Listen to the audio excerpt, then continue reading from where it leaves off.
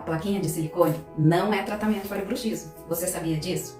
A placa é para evitar os danos causados pelo bruxismo, como desgastes e fraturas de dentes, retrações de gengiva e até alguns problemas de canal, que podem aparecer devido ao apertamento forte e constante dos dentes. Para isso, a placa não pode ser mole de silicone. Ela tem que ser um material rígido, de acrílico, para que seja efetiva no controle e para evitar os danos à musculatura da face.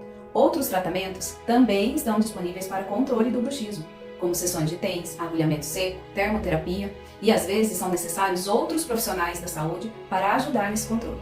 O bruxismo está relacionado a problemas emocionais, ansiedade, distúrbios do sono e pode ser potencializado, ou seja, aumentado pelo uso de medicamentos para dormir ou para diminuir a ansiedade.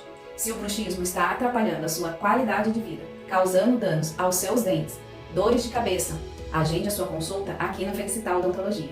Eu sou a doutora Fabíola, especialista em disfunção temporomandibular e dor orofacial, que é a especialidade da odontologia que faz o controle do bruxismo. Vai ser um prazer te receber aqui.